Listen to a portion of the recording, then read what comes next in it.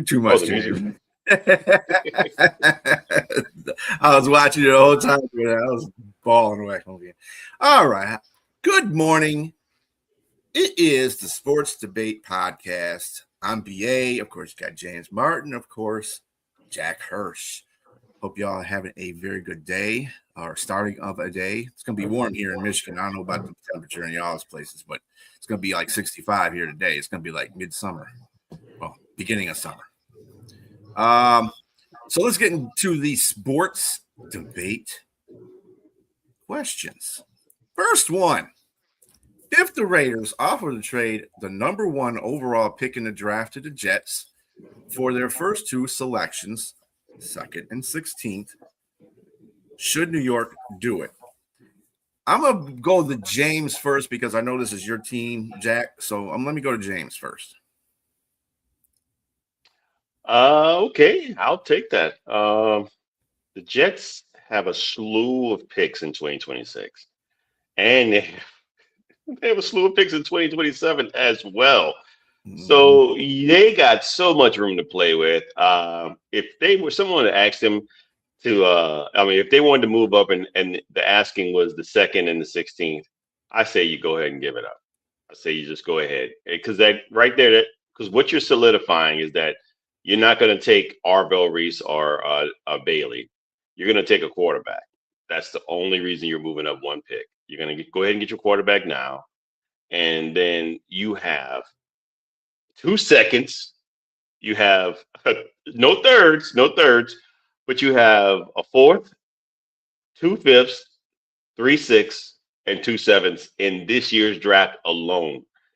And if you want to couple something else to move up, maybe in the 3rd or move back up into the 1st again, you can do it because you have 2 firsts next year.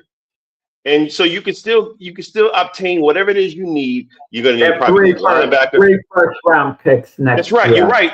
Three next. Exactly. So you can give one of those up and move back up into the 1st again this year and obtain somebody else. Jets are in prime position right now to be able to do whatever it is they want to do. It's just a matter of how good they're going to be with their selections. That's really it. Other than that, they have the capital to do many different things. So they're in great position. This should help. This should help the coach out. This should help the GM out, and definitely should help the Jets organization out. I think if they were offered that, I would take it. There would be no ifs, ands, or buts about it because it's just way too much. They have too much riches. I wish the Saints had this much like that. That's crazy. I mean, mind you, they lost Quentin Williams, they lost Sauce Gardner to obtain a lot of those picks. So you're going to need a defensive tackle, and you can get that in the 1st round. The guy out of Florida just ran a 5.1. I think you might think that's slow, but the guy's like 6'7", 300 plus pounds, and he's incredible. So I can see them getting him mid-round, maybe coming back into the 1st mid-round, giving up some draft picks, obtaining him. You're going to need another cornerback. You don't have Sauce Gardner. There's a couple in this draft. Mansour Delane and Jermod. I forgot the guy's last name. I forgot Jermod, something out of Tennessee. The kid out of Tennessee had an ACL tear. Those are the top 2 rated corners. You could probably obtain one of those with the picks that you have. So you can double dip. You have the room to do it. It's just so much. I didn't realize they had all that, Jack, until this question. You presented this question. And I saw all those draft picks. I was like, wow, man, I wish the Saints had this so much because right now Mickey Loomis is on a tear. He's doing great things with what he has, but I can only imagine if he had that much capital, we'd be outstanding right now. But your Jets are in prime position. If something like that were to be offered them, I think I would say yes. Go ahead and take that move, get your quarterback, and get the rest of the players you want later. With all the capital you have. I'll finish on that. Yeah.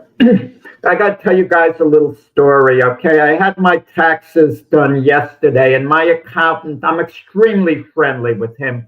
Whenever I have my yearly taxes done, we talk about a lot of topics. We hang out for much longer period of time. And I know his son goes to Indiana University. I knew that all along. And he's showing me pictures of his son, telling me his son going to the playoff games, flying into Miami, this and that. And then he shows me on his phone his picture of his son, big kid, with a little kid. The little kid looked a little nerdish in the beginning. And then it hits me like a ton of bricks. That's Fernando Mendoza. Then he shows me a picture a little later at a pub. Fernando Mendoza is walking around campus alone. No airs about him, one class to the other, blending into the crowd. You never would have known this is the guy who's going to be the number one pick projected in the NFL draft. So that's a nice personality. He has no airs about him, Fernando Mendoza. So that you take a liking to him with that. Now, the accountant's a big Jet fan. He loves Fernando Mendoza. I asked him this exact question. Would you give up number 2 and number 16 for Fernando Mendoza if the Raiders called you to move up to take him? And he winced and said, I can't quite do it. I just can't do it. I think he'll be good, but there's a ceiling how good, okay? I just don't think he's going to be a great quarterback. I think he's going to be a good quarterback on balance, but I just can't do it. I'd maybe flip off 1 and 2, of course, but maybe later in the draft when they go in the second round, number 40, they go number 32 and number 44. Maybe I would entertain that, he said.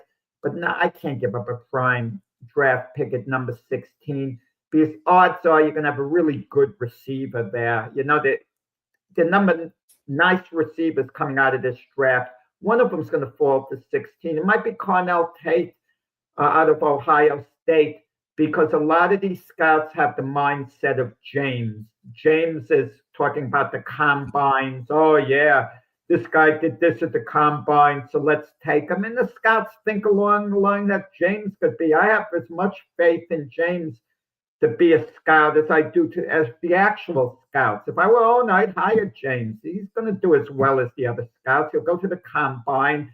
He'll look at the sheet where the guys ran their 40s, their vertical jumps, and base his picks on that. That's cool. That's what the NFL scouts are doing. So it's no insult to you, James.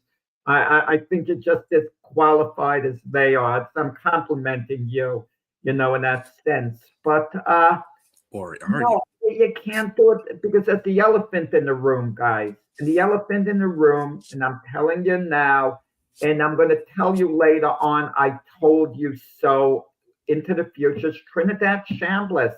Trinidad Chambliss is going to be the next Brett Favre. He's a bit of a gunslinger. He's going to be that good. And you're giving, and the other quarterbacks, Arch Manning. Right now, I'm not that high on Arch Manning, but give him time to develop. Let's see how he develops. He might develop into a great quarterback like his uncle, so he might be nowhere near that, but give him time. And there's some other quarterbacks. You don't have to go Fernando Mendoza. Fernando Mendoza was going into next year's draft. He might only be the 3rd, 4th, or 5th best quarterback available. So you can get someone like him. Next year's a lost season for the Jets. Let's be honest about it. And it was funny what the accountant said to me.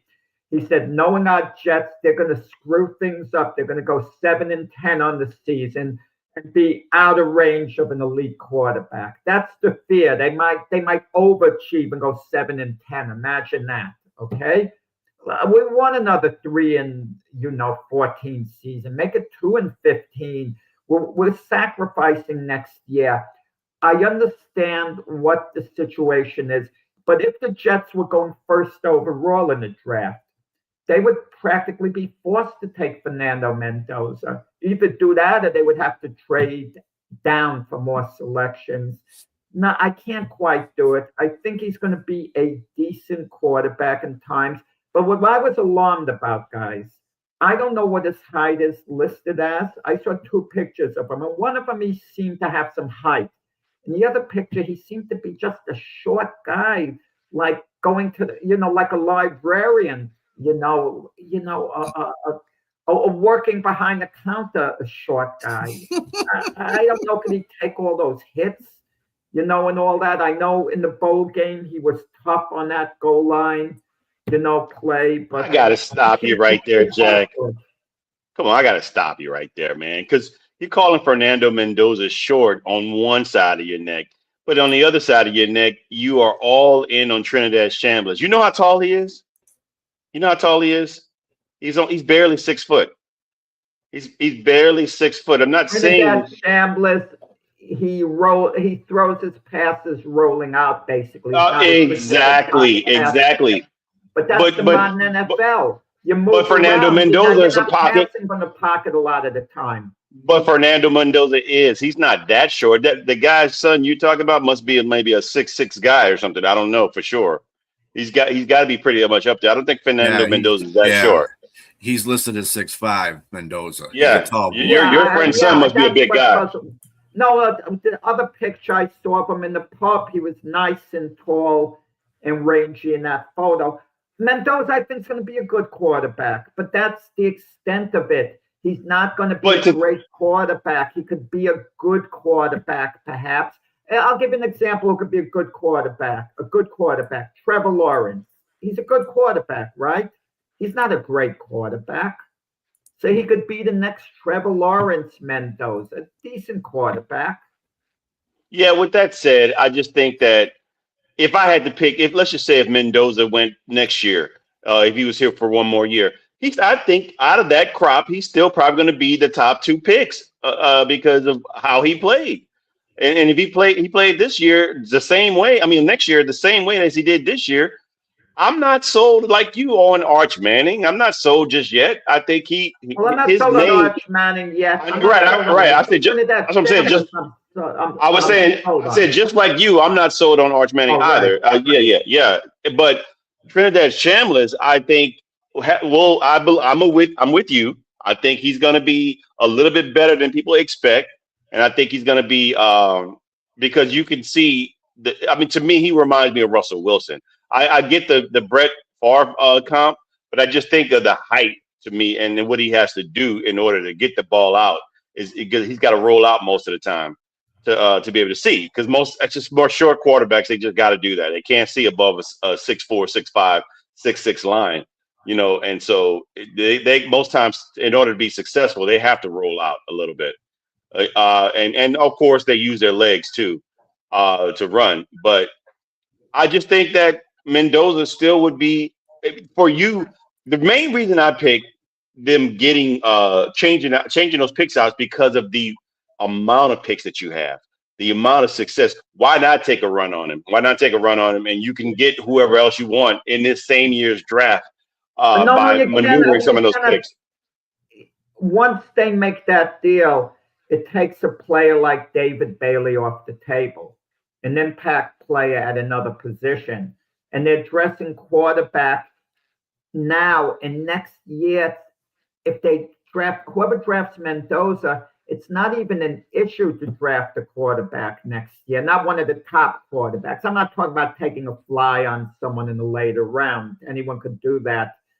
But once you do that, you've given up on next year's crop of quarterbacks coming out.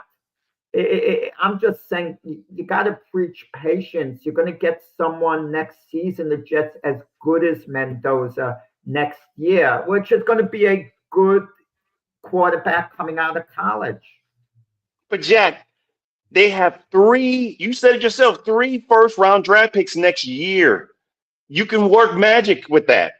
Let me ask you this. If you have a choice right now, you could have one of them to be a future quarterback for the Jets, let's say. Let's say the Saints. Let's say Tyler Shuck retires. Let's just say that. And forget Spencer Rattler. He's not bad, but forget about him.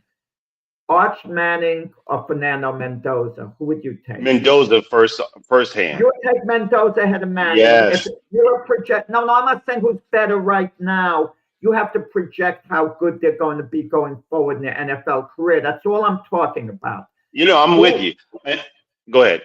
You would take Mendoza. You would project him to be better than Manning, and that would be your guy.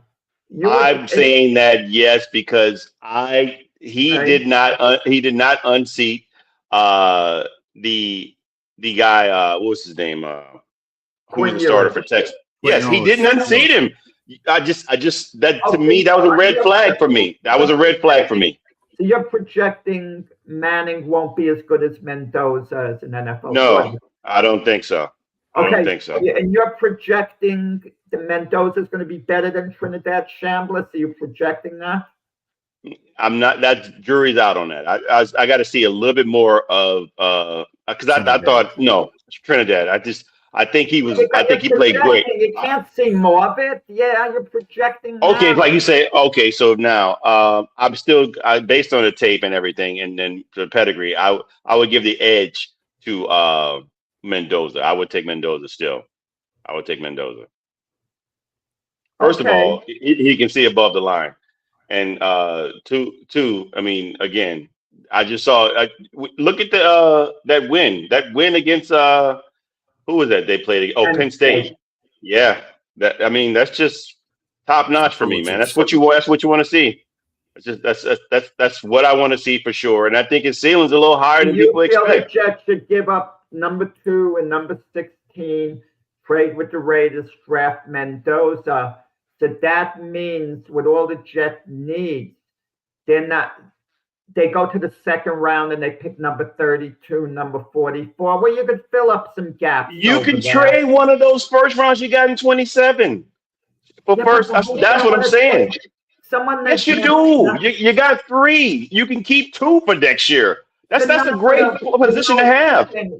You hear the word first round and you get fooled by it. Teams are going to trade with the Jets their first rounder for the Jets first round and next year. Let's say the Detroit Lions, for example, call the Jets up, say, we'll trade you our first rounder this year so you can get back in the first rounder for one of your first rounders next year. The Jets will be foolish to do it because their first rounder next year is going to have more value. It's going to be a better pick because the Jets are going to have a worse record than the Lions next year. I'm saying don't give up the one that you have. If you're projected to be lower, you give up one of the ones that the teams traded for. You give one of those up. Don't give yours. If you're projected to be lower, more, they're not going to do an even. Well, then that GM needs to be fired in New York. Then if he gives up the one that he's projected to have the lowest, you gotta be able to negotiate. That's the name of the game. Negotiate and then package some other later round draft picks to go with it. You just don't give up the one that you have. That's what I'm saying. I would definitely still try to get back in the first round of this year's draft. I would try to get back in. Well, they're going 32 and 44 in the second round. So they're close enough with a quality in the second round. Those are great. That's the first pick of the second round. That's the first pick of the second round. Right. And then so they really don't have to move in. They wouldn't have to necessarily move back into the first round this year because there are a couple of players they could get, who could start, second round picks. So And I wouldn't be surprised before the. I'm gonna let you go, B. Right there. I'm gonna say this one last thing. I wouldn't be surprised if they did make a move with all those draft picks that they have right now before the draft, because it's. I think it'll be warranted to do that. Well, they might. Well, I think they'll go the opposite. They might trade down from number 2 to try to get additional draft capital. But there's such thing as overthinking things. David Bailey is going to be a great player. Just don't overthink it. Take David Bailey with the second overall pick. Case closed. If the Raiders call you about Mendoza, if the Jets are really high Mendoza, take him. But Frank Reich is the offensive coordinator for the Jets. He's rumored to want Carson Wentz back. And it's a crazy situation because if Carson Wentz has a good year for the Jets might not even draft a quarterback next year. The whole thing might backfire on them. You sign him for a year. That's why you sign him for a season. But if he plays really well and Frank Reich loves him, the offensive coordinator, they might just decide still draft a quarterback. You can't. Wentz is too. No, you still draft a quarterback. I agree with you. But if Reich has this power, people get fooled. The owner, Woody Johnson, could get fooled. Oh, Carson's looking really well. He could be our starter. We don't have to draft the quarterback. He got fooled for his own son. But anyway, what I would say here in this situation, Chambliss has got one more year to play in college before he comes out. And you want to monitor that situation. Now, say the Jets want to go in that direction that you want to go in there, Jack. What is there? It really depends on what their end game is for this year. Do they want to draft defense, some offensive line players, some defensive line players, maybe a linebacker in a corner, something like that, so they can start, getting the pieces into this team, and then next year get the quarterback, and then take like a flyer on Wentz. Okay, so you get Wentz, and you have him for a year, and you may be 7-10, you may be 5-12, whatever the outcome may be, because you got new players in there, and he's not that good of a quarterback. But anyway, the point of the matter is, it depends on what the organization, how they're going forward. If they're thinking on the terms of they want to get a quarterback that's going to be their franchise quarterback next year, and maybe they're looking at Chambliss. Maybe you're right, Jack. Maybe they're looking at Chambliss, and they're saying, well, let me see how he does this year, and we can bank stuff. And there's a lot of other good quarterbacks coming out next year too. So he's a plan A. You have plan B and plan C, because you've got good high draft picks, depending on where you fall at this year. So I don't know. Actually, to tell you the truth, I would take my second pick and trade it for some more picks. That's what I would do. I'd trade down, because if you're not it depends on what you're going to do. If you're not looking for a quarterback, there's no reason to have, try to trade up. You got plenty of people in the first round that are going to be good players. So you just got to figure out what holes you need to fill in first, start filling those holes in first, and then get to your quarterback next year. And then that way you have more picks even for next year if you trade out of your first round this year. I don't know. It's like I said, it's whatever that organization wants. And then you got to hit on these draft picks. It's not just like it's easy as having all these draft picks and saying, oh, yeah, we're great, we're going to do all this. Your GM has to hit on these draft picks. Okay? Even if he hits even if he hits 50% of them, you did good. But you got to hit at least on 50% of these. So that's why I have to agree with Jack that David Bailey is probably the safest pick. David Bailey's the next. I like to compare guys coming out to who they might be like. He's the next Chris Jones. Okay, I mean, sometimes we miss on guys, but I think we tend to overthink it. We keep hearing draft picks, but you said it best, Brian. You have to hit on them, and you can't afford to at least half of them up early picks. Those are the impact picks. You can afford to mess up on the 4th round, 5th round, 6th, 7th, at that. By the time you get to the 6th to 7th round, even 5th round, you could gamble on guys. You could take a chance on someone. But those early picks, I mean, you can't afford to mess up. And they're going to trade some of those picks. The Jets are not going to use all those draft picks. They're going to trade some of those to move up in some positions. You got way too many draft picks here. They don't have a third. They're probably going to move up to get in a third. They're going to package some of those. Those second round picks will be really good to be. Without a doubt. Bill Parcells, one of the greatest coaches, as far as I'm concerned, in NFL history. Not a good talent evaluator. Lousy GM. When he was in charge of the Jets, they were going number 1 in the draft, and Orlando Pace was there for him, but he traded down. Traded stupid picks. What did he get? The best he got out of that was James Farrior. I mean, stupid. He did something like a number 10 and number 26 or whatever, to get more draft capital. I think that's the thing that concerns me about more about Jets front office, the general manager, and they're picking of these in these drafts and who they get, because I mean, there's a lot of fault in every GM. Every GM has their weaknesses on what they can do. Like for the Lions, it's basically we can't do free agency very well because they're always trying to bargain basement shop instead of doing. And then they go out there. I mean, Brad Holmes is pretty good at scout talent ability, and he kind of hits on most of them. Although in the last couple of years he's not been the greatest at it, but he is a good talent evaluator, and he has a proven record. Whereas I'm not so sure about your GM. That's the only thing. That's the only thing that I have a fear for the Jets. If that guy can pick well and get the right guys in there, and even if he hits it 50% of the draft picks that he gets in the next 2 years, that's all you guys need. You don't need everybody to be great. You just need 50% of them people to be great. So I don't know if he can do it. That's the thing. I don't know how you feel about your GM there, but I'm not confident. But anyway. All right, next question. Where would be the best place for LeBron James to finish out his career? Go ahead, Jack. We don't know how long for sure, excuse me, LeBron James is going to be playing. He doesn't talk about it per se. We don't quite have the same drama we have with LeBron James that we have with Aaron Rodgers. And LeBron is going to have some options. I mean, he's still a top player. He's not the LeBron of old, but he's still an impact player who can help a team. And you have to consider LeBron lives in Los Angeles. Does he want to stay close to home?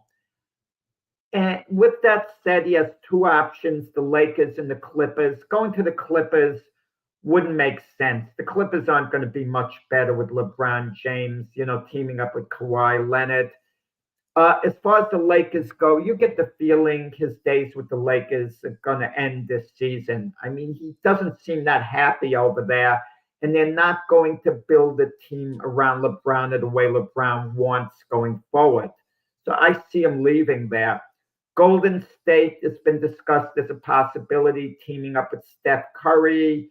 He gets along with Draymond Green now. Steve Kerr, he'll be fine with, but they're a little long in the tooth.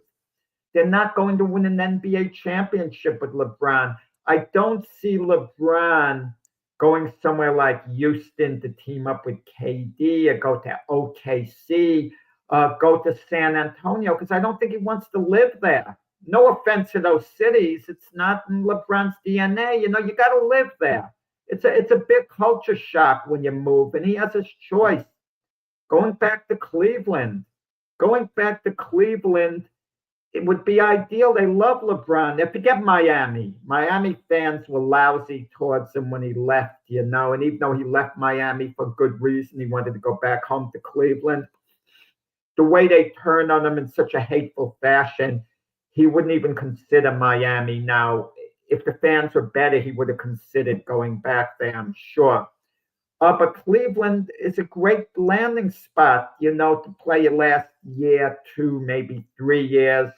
Because even if they don't win, the fans are going to embrace him. They're going to love him. He's already delivered a championship for him. But with that said, the ideal place, ending your career to bang, is the New York Knicks. Going to New York, it would be off the charts, LeBron being in New York. And it would be a place where he would be okay living at least short term, because he'd be in the limelight, getting the fanciest apartment on Park Avenue, playing at Madison Square Garden, playing for a team that's ready to win. And if they win a championship, the Knicks with LeBron James, and the Knicks are within championship range, even if they don't win it this year, which the odds are a little against them winning it, if they win it with LeBron, you know how big that would be? I mean, that would be off the rails. The Knicks finally win another championship, and LeBron would be considered the legend of legends, winning the title for Cleveland, winning one for Miami, winning one with the Lakers, winning one with the Knicks. It would be off the charts. And the buzz it would create in New York, he would be recharged. Every night would have excitement, and he would be playing with top quality players beside him all the time. I mean, the buzz it would create. I say the New York Knicks, you take your chance, you come here, the buzz, the impact, he would be recharged, LeBron, completely recharged.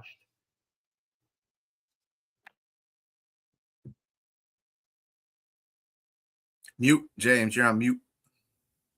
So I do think your decision to go with the New York Knicks is is not a bad one. I'm going to say that it's not a bad choice because Yeah. LeBron James, wherever he's won, or wherever most teams that he's played for have been big markets. I mean, Miami, Los Angeles Lakers, not the Cleveland Cavaliers, but the big markets were, both East Coast and South and the West Coast.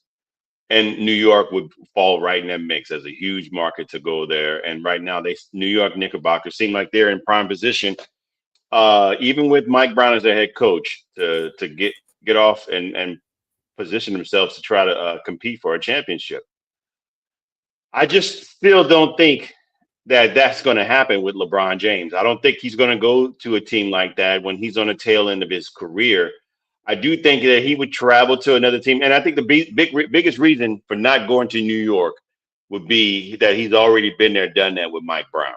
I think that their relationship, I don't know how it is now, but I don't think it ended well when Mike Brown got fired from from Cleveland, when LeBron James was still there. Can I ask you this, James, to cut in? Name one coach who LeBron has really liked and embraced. None of them. Yes, but can you name one that he's joined again to match up again? I think the only time you see LeBron James went back to Cleveland, go back somewhere or backtrack, was when he went back to Cleveland, and that turned out to be the right decision.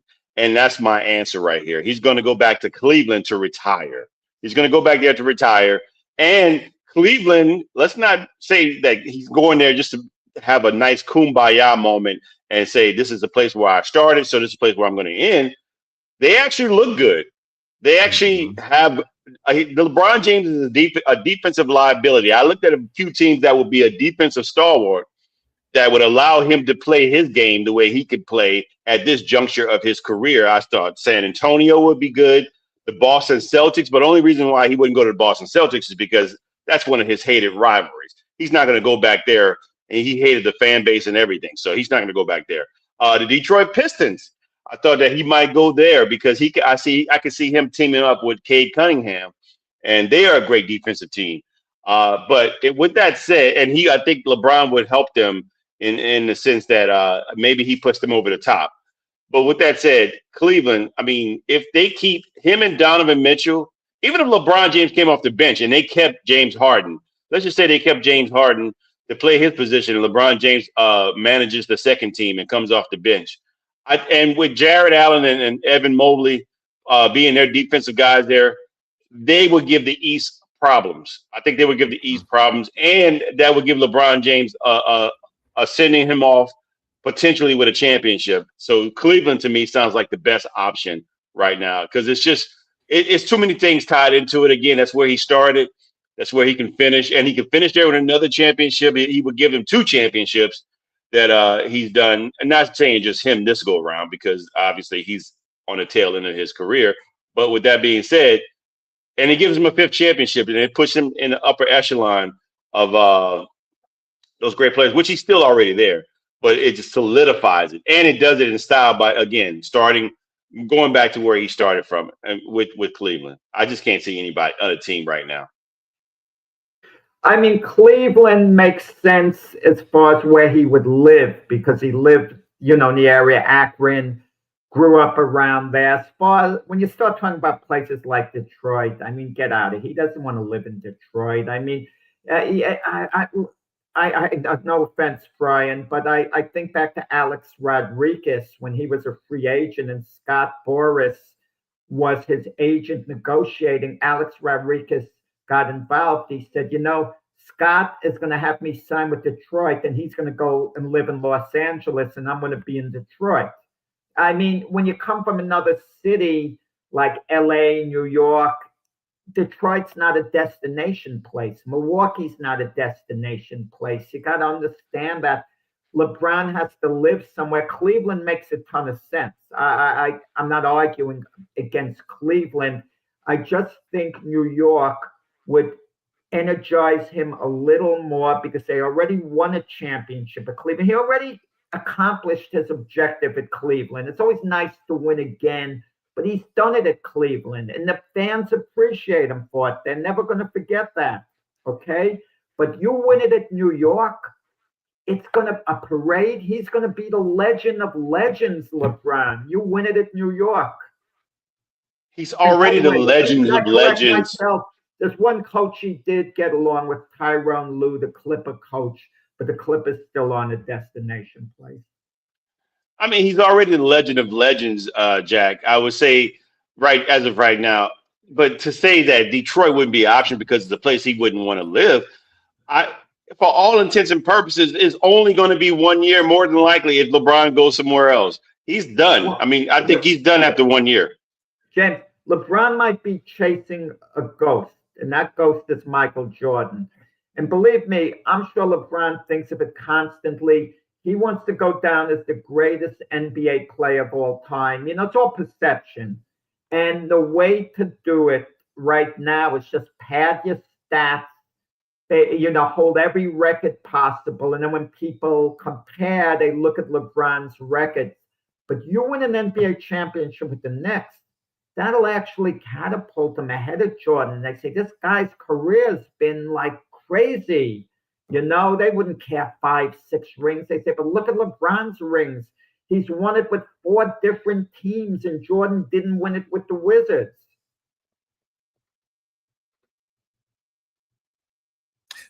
I just put it to you like that's an intriguing thought there, Jack, about New York. But as James stated, I don't know what the relationship between him and Mike Brown is, and he's just going to be another defensive liability on that team. And New York they're okay defensively. I think they're pretty good defensively, but at the same time, it ain't coming from their top 2 stars. That's for sure. So Cat or Jalen Brunson, but Cleveland is a better place. First of all, that's his hometown, state. He was born there. So, and to add that power along with Harden and the rest of the bunch right now, Cleveland is playing pretty good right now. Detroit has a hard time playing them. I think they're 2-2 this year against each other. So you got to look at those sort of things too. If he gets on this team, he can catapult them to a champion. I think he can catapult them to a finals appearance. That's for sure. I still think the West is too overpowering right now for the East, no matter who's on that team. But yeah, I think the Cleveland would be a great place for him to be. To finish his career, and he'll be embraced by the community, which he's always been embraced by the community. Don't make it. He comes to play the Cavaliers from the Lakers. They stand up and they cheer for him. Come on. Yeah, quick question for both of you. Let's say the Cavs don't take him back. We never consider that. It's possible they might feel he doesn't fit in, quite the way we want it, and they'd have a right to reject him without getting criticized. They don't own him anything for him to finish his career with them. He's left them a couple of times, even though that would be the worst power move by any GM or owner, to take one of the greatest players and not allow him to come finish the story. The viewership that's going to come to Cleveland because LeBron James is coming back home to finish his career. That would be the most idiotic thing. Owner. Hold on. That would be the next biggest idiotic thing that he did by writing that letter when LeBron James left Cleveland. But writing that stupid letter, that'd be next to that. Or maybe that would top that by not bringing LeBron James. That wouldn't make any sense business wise. I agree to a point. But let's say the Cavaliers, and this is a possibility, win the NBA championship this year. They put it all together. They're certainly contenders. Mm-hmm. If they're defending NBA champions, they might look, LeBron doesn't fit into our style of play. Then it changes the equation. Things happen to an extent.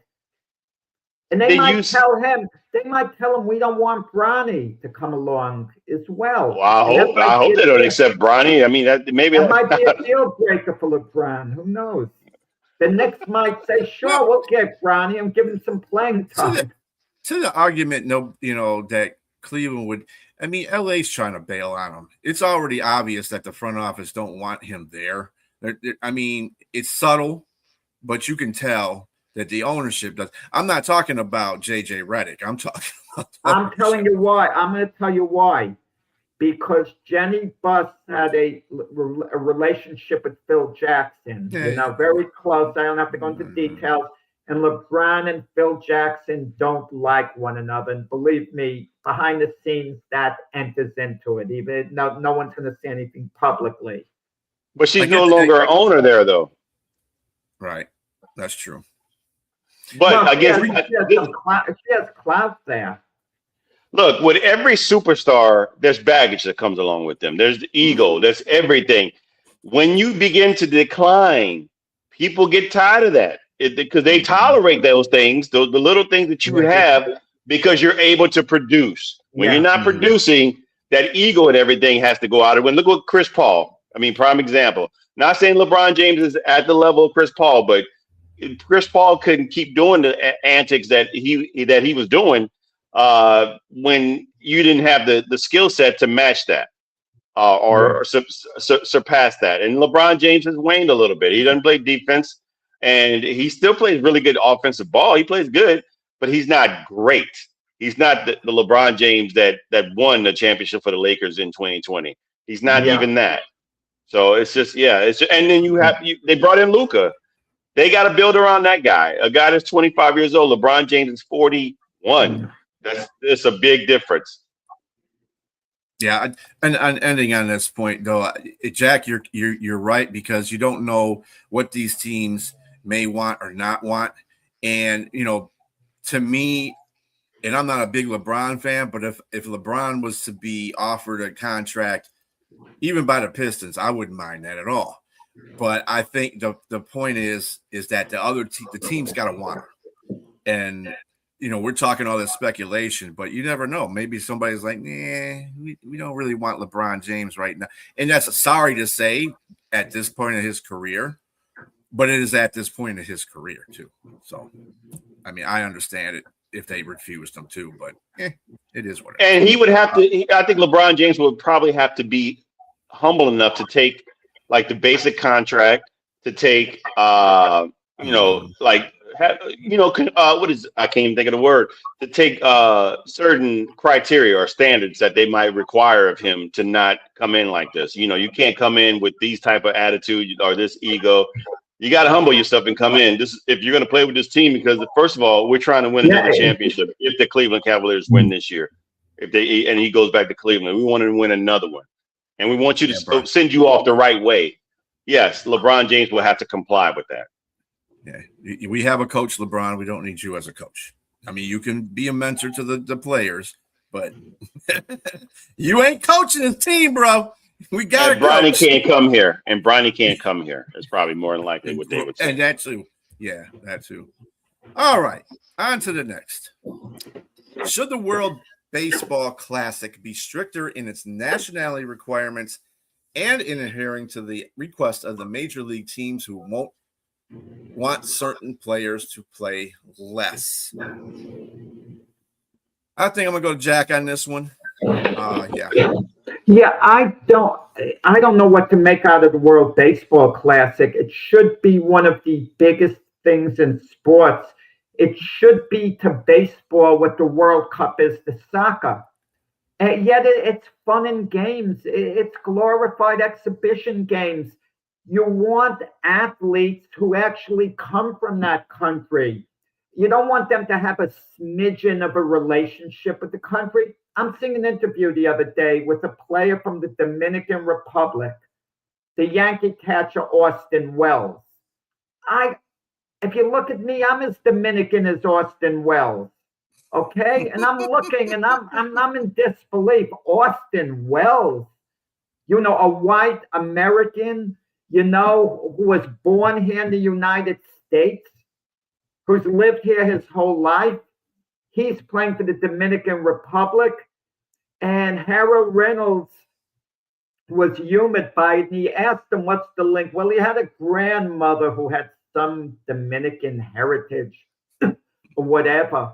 Listen, my parents were born in Poland. I've never been to Poland. If I were a ball player, imagine I'm playing for the Poland national team. I mean, the whole darn thing doesn't make sense. I see my Yankees second baseman, Chaz Chisholm. he's playing for, England, the UK in the baseball classic, and players are all over the place who they're playing for. I mean, this started, in track and field and in the Olympics, and I hated it when a great runner, a Kenyan runner, for example, who can't make his Olympic team, he applies for citizenship in the USA and he enters the Olympic trials and deprives someone living here, born here, his whole life, a spot on the team because he gets a quick citizenship, or however it works. I shouldn't use the word quick. I'm not sure exactly how the process works out, but it's unfair. It is unfair. I mean, if I were a great athlete, I would feel too guilty if I couldn't make my Olympic team, going to another country and depriving someone who's lived there their whole life a spot on their national team. But this World Baseball Classic, too, we have the general managers of the teams saying, oh, the players can only play so much in the World Baseball Classic. We need them back at spring training. I'm listening to Michael Kay, wonderful broadcaster here from New York, complaining about the Met first baseman, one of the Met players, Mark Vientos, because he's playing in the World Baseball Classic, and Kay saying he should be learning how to play first base with the Mets. They need him to work on things. He should be in camp with the Mets. So how important is a darn World Baseball Classic? Call it a fun exhibition game like the All-Star game if you want. I mean, they don't know what direction they're headed in. Players who don't have that exact nationality, but have a distant relative from another country, they qualified so they could fill up rosters. I mean, I just don't like it. I mean, it's not that strong of a tournament when you do that. It's not a real tournament. And certain countries can supply the players, okay? Because they have a big baseball background, but those are the only ones that should enter. I mean, don't fill in gaps, players who really haven't played for that country, but because they have a relative who was there in the past or has some religion or whatever to push them there. I just don't like it. Jack, you're thinking about this from a total purist perspective. You're looking at everything from its totality, from a viewership range or from a business standpoint. You're looking at this as a total purist, and I don't have any argument with you in regards to that. But that being said, viewership matters, Jack. Viewership matters, and sometimes parity, having to put certain players in certain places, matters in order to obtain that viewership. And I think the looser rules has allowed that to happen. I mean, in 2023, I think they garnered the final garnered like 6.5 million viewers. It's just, and this is not even regular baseball. This is a tournament. This is, to me, this is baseball's Olympics. So you're looking at it. I'm not from the standpoint of like you saying that it's ruining it. It's supposed to be like soccer. I don't think it's like that. I think people are going to watch more. I think the average viewer can care less if somebody's not from that country or not. What they want to see are stars playing somewhere, and they want to see competitive baseball if they like baseball. The purists, yes, the purists are going to be argue like yourself. We're going to argue, and I don't have a problem. I'm a purist myself, but I'm looking at it from a business perspective. I'm looking at it from logically from like a world view that, like the Olympics or something like that. You just got to have people in to be competitive, and if it's like one-sided, nobody's really going to watch if it's just one-sided.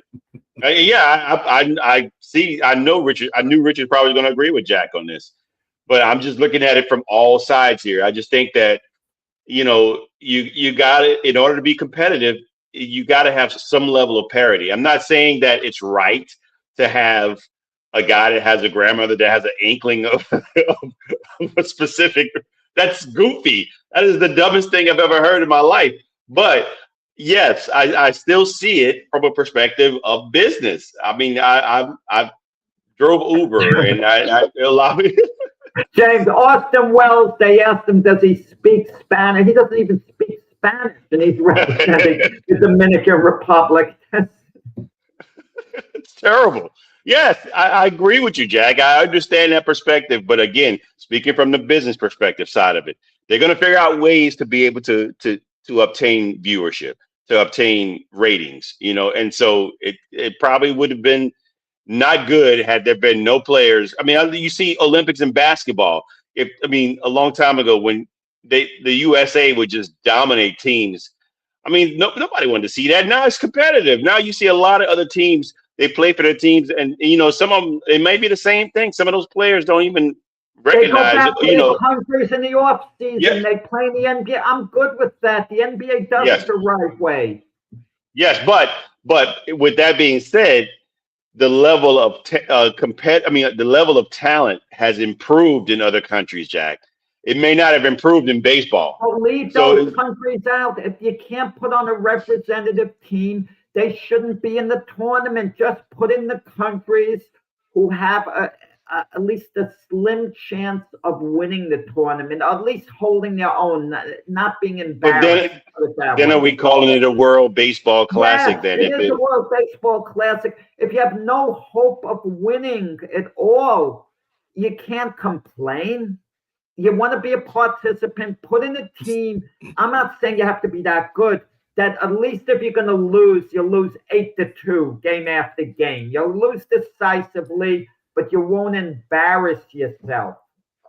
That is embarrassing, Jack. But let me answer the other part of this question. In regards to adhering to the requests of the major league teams who want certain players to play less.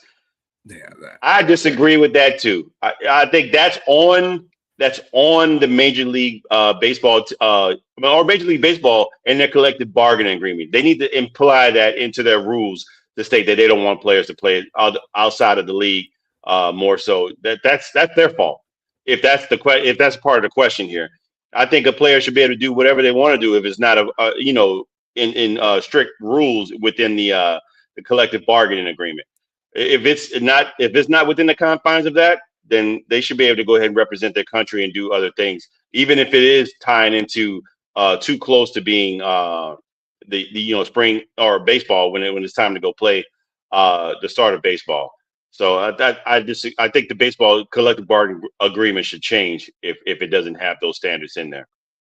But other than that, I'm finished. Do you think that real quick? Do you think that maybe pushing the World Championship, the World Baseball Classic, a little bit back might help them out, so it's not really intermingling with the spring training? Because you're bringing up the viewership, but let me tell you something. If it ain't baseball season for me, because I'm one of those fans that just I want to see the baseball. I want to see MLB. I don't care about anything unless it's the Olympics. I'm not paying attention too much to the World Baseball Classic, to tell you the truth. Even if even with all these things that you say are going to change the viewership of it, I'm still not going to watch it. I mean, I'm going to watch the USA once in a while. Japan looks pretty good. So if it ever comes down to Japan and the USA and the World Baseball Classic, the number one, number two, yeah, I'm going to watch that. But I'm not watching Australia. They might be good, but I'm not watching them.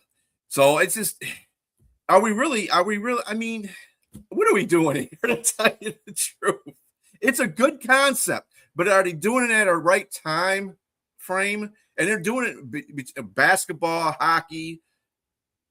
It's the same time. And if they do it, if they move it back, it'll be intermingling with the football. No, Brian, they're doing it at the right time because March, it's spring training, players on shape.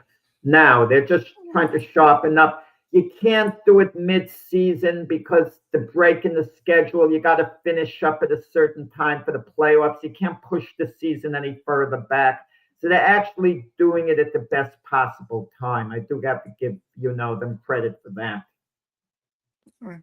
Well, these franchises are just looking out for their players too. They want to be competitive when it comes to, time for the major leagues to start.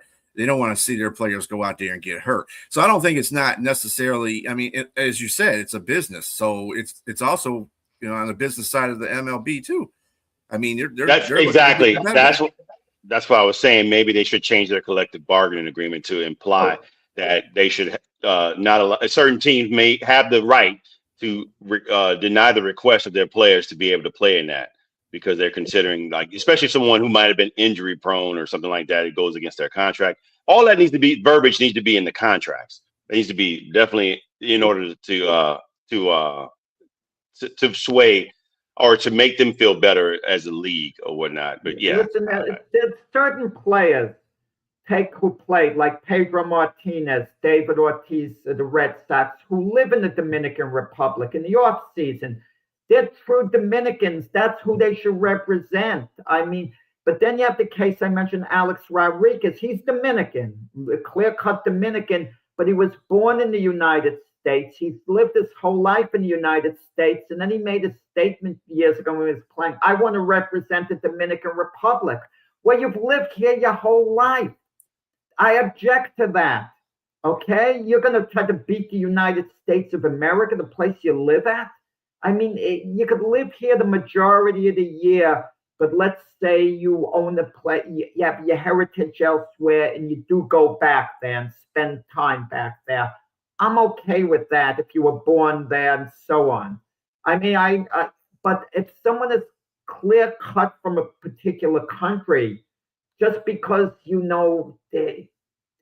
just because there's some nationality link, religion or whatever, relatives, it's not good enough.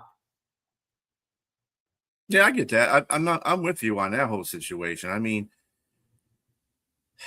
your ethnicity shouldn't be determined by who you play for, basically. And I think that Rodriguez has a point, kind of. But at the same time,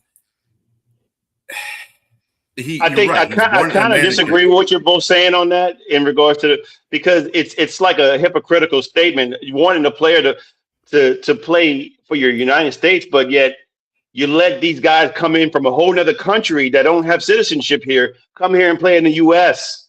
I mean, in the NBA. It's so, I mean, Dirk Nowitzki. Well, that's representing a pro team. That's not representing country play, though. That's what I'm saying. You're playing, but I mean, I'm saying, but they're not citizens here, though. My thing is, they still get to play here and make money and do everything else. That could be a whole nother argument. Is that okay? Those guys get to come here and play. I mean, saying like players who can't make it here in the NBA, they go to other countries and play in their league and play not. I mean, for work, but you're still. I mean, like you said, it's slightly different. You're playing for the league, but I mean, you're playing for a league, not a country. But at the same time, you're still able to do that. I mean, people can't just come to this country and work here unless they have, I mean, they on visas. But most of those guys that like Dirk, does he have a citizenship here now? I mean, I'm pretty sure a lot of those guys end up, like Jack said, a lot of those guys end up getting it quicker, to play here. So, I mean, it's everything's kind of shaky on that. So it's just hard for me to just like knock a guy for going and play for another country. Like Rodriguez, what you said, his ties, he's Dominican, like you said. I mean, his ties are there, but he was born here. It's still kind of shaky there because, again, his parents were born in Dominican. And so he's American, but still, it's kind of tough. That's kind of a tough one. On that note, we will see you guys next Saturday at 8 a.m. Everybody have a great day.